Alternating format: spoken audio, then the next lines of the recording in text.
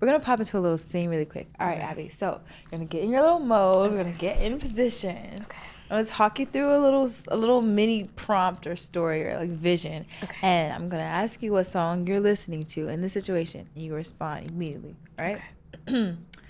All right, so it's after school, let's say like 9th grade, you're getting off the school bus, and you're walking, you either got a Walkman on or iPod Shuffle, whatever, with the cords though, got the cords on it. Mm-hmm. And, you know, your little crush that lives in the neighborhood is like walking kind of like in front of you, and you see him looking all cute and everything, and you're listening to some music because you're just crushing on him so heavy, and you're a crazy stalker. What song are you listening to as you admire him? Oh, Thinking About You by Frank Ocean. Wow, that is a really good high school crush song. That's a deep one. Yeah. Mom was like delirious by like, you make me delirious. When that song came out, I was literally, I think, a freshman in high school. Wow. And then he dropped his second album like after I graduated high school. Yeah. It was like after the fact. Yeah, so Channel Orange was literally the soundtrack to like my entire high school experience.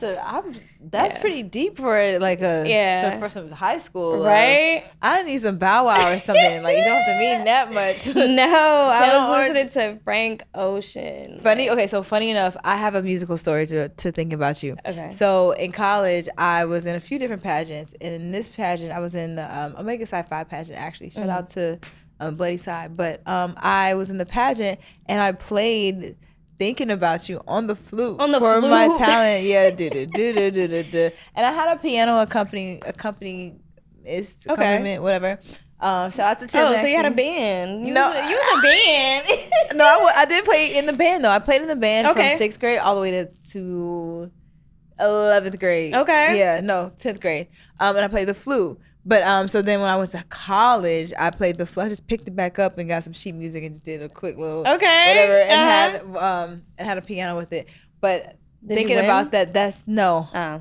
There's a whole story to that too. It was you gonna know that story. Yeah. Either way, it was a great time. But no, that song means a lot to me. Yeah. But like I just can't imagine associating that with high school. Yeah. Y'all had some deep high school years then. Yeah. Frank Ocean was your high school crush music? Yeah, it definitely was. You probably love really hard, don't you? I do. A little too get on hard. That. Okay, all right. We're gonna go back to what we were talking about before. Mm-hmm. That was great though. I loved your answer. Yeah. Okay, that's her taste and sound, y'all. Frank Ocean, crush music. Frank Ocean. All right. So you turned 18, you moved out, and you're making music for yourself now, and you're experimenting with your sound. You're finding out who Abby is, who Abby Jasmine is. What are some things you learned about yourself, and how did you learn them? I would say the biggest thing I learned about myself is to not be afraid of my own potential. You know, sometimes you get kind of trapped in what you think you should sound like, or who you should sound like, or what you should be doing. And like, I think the biggest thing was me also like just being afraid to try new things. So like just stepping back from that and like taking myself out of it, I felt like was very important. And also just not being afraid to get vulnerable. Like, I felt like a big thing, because I always wanted to be like, oh, like, I'm hard. Like, I'm not like the other, like, I have no feelings, I have no emotions. But, like, that's not me. But she was like, listening to Frank Ocean. I'm a lover girl. Right. Like, I'm really a lover. Like, I can't help it. But, yeah, like, that, and I guess just overall, just consistency. Like, those are just the 3 biggest things I learned about myself. Just learning how to be consistent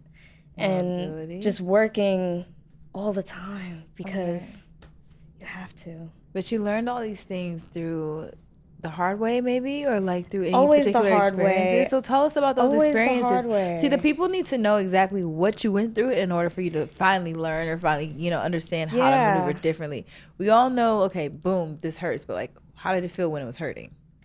Oh, I mean, of course, I've gone through the heartbreaks and the heartaches of having men just trample all over your heart and then just not care. Right. So that definitely, you know, growing from that, I learned how to channel that instead of like going back and forth with it. Like, okay, cool, I'm gonna write a song about you instead.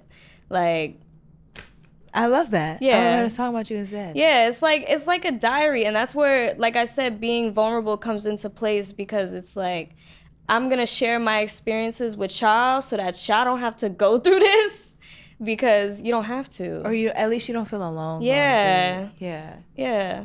Okay, so heartbreaks, so going through all of that, and as you were kind of like freshly into your own like womanhood and like being sheltered a little bit, like that's a lot to go through. Absolutely. That is quite a lot to go through. And then at one point did like you really like start taking off, or what point did your career really start to look like, okay, this is gonna be a long-term thing, like F a 9 to 5, it's time?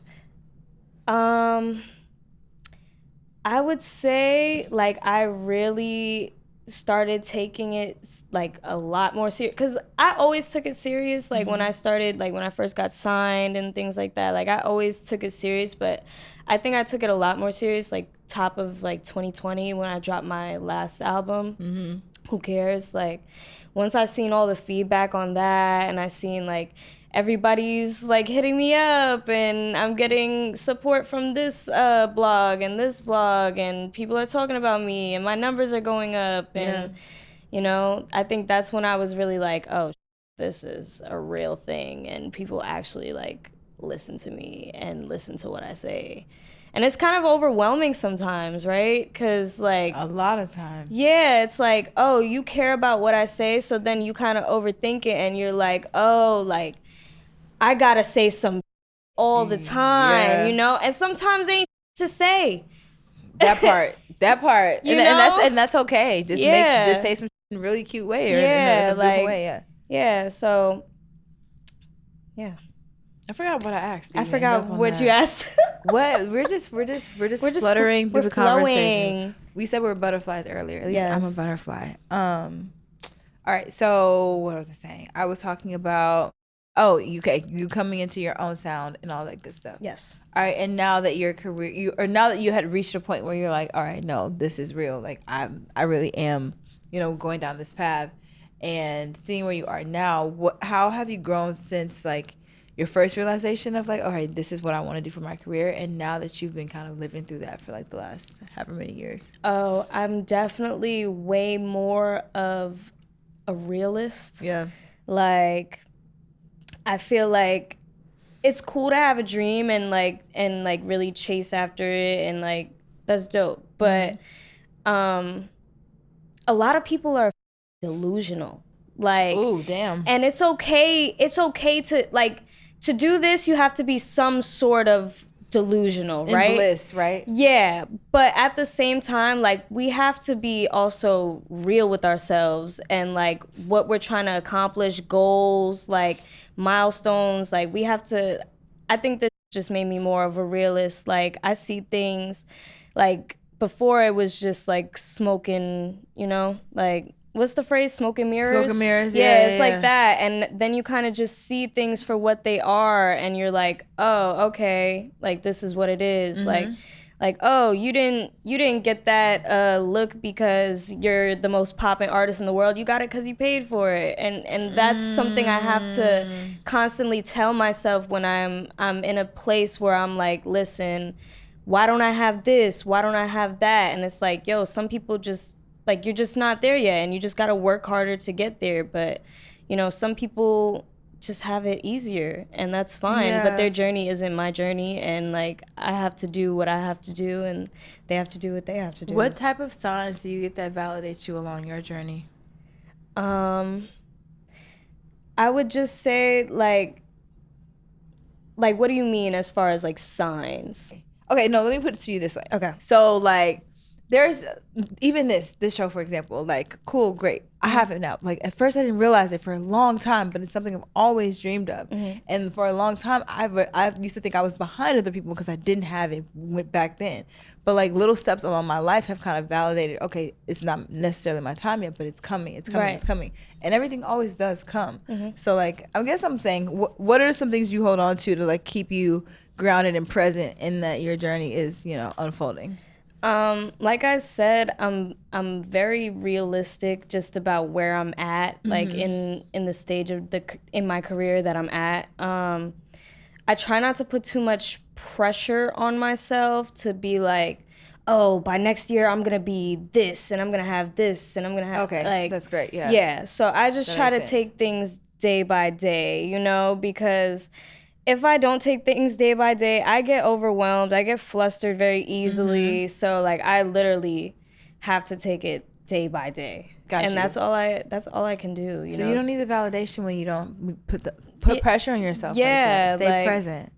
Validation is cool though, you know. Yeah. I'm never mad if somebody wants to say something nice about me. I'll always take a compliment. Yeah. But it's not something I need to like thrive. Well, validation doesn't always have to be someone's like physical, like I validate you or I love your music or whatever. I think it's more so just like your own internal alignments. It's like, okay, wow, like this moment means a lot to me right now. It wouldn't have meant this much to me 5 years ago. Right. So that's how I know for a fact I'm ready right now. That's how I Yeah. know for a fact this is the time for it. Yeah.